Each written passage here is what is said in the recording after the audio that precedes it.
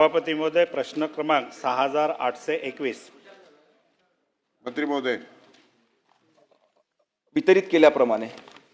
सभापती महोदय, 13 मे 2025 ला शासनाने एक शासन निर्णय काढून 10वी आणि 12वीच्या ज्या परीक्षा असतात त्या परीक्षांमध्ये CCTV शाळांमध्ये लावण्याच्या संदर्भामध्ये बंधनकारक केलेला आहे. आणि आजची जर परिस्थिती पाहिली शाळांची तर वेतनेतर अनुदान हे 5व्या वेतन आयोगाच्या मार्च 2009च्या 5% दिल्या जाते.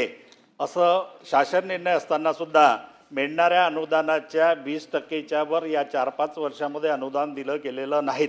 मग या व्यवस्थापनाने किंवा मुख्याध्यापकाने CCTV लावण्याची व्यवस्था कुठून करावी हा माझा प्रश्न आहे.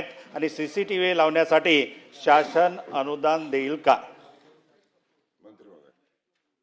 सन्मान्य सदस्य अडबैले साहेब यांनी जो प्रश्न उपस्थित केला आहे, एक तर हे खरं आहे की उच्च न्यायालयाच्या आदेशाने आपण त्या ठिकाणी परीक्षा व्यवस्थित व्हावी याच्याकरता CCTV लावलेले आहेत. शासनाच्या सर्व शाळांमध्ये त्या ठिकाणी शासन स्वतः CCTV लावत आहेत.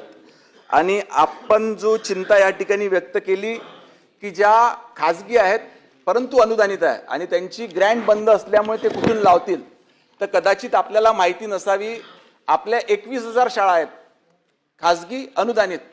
आणि अभिनंदनाची गोष्ट म्हणजे 21,000 पैकी 17,000 शाळांनी लावल्या पण आहे. आणि त्यांचं उदाहरण घेऊन उर्वरित 4,000 त्या ठिकाणी लावतील.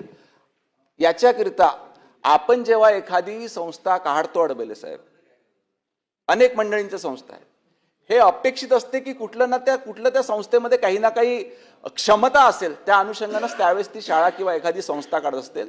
माझी अनुषंगाने विनंती आहे की 21,000 शाळांपैकी ज्या पद्धतीनं 17,000 शाळांनी व्यवस्था केली, उर्वरित 40,000 संस्था देखील लवकरात लवकर व्यवस्था करतील.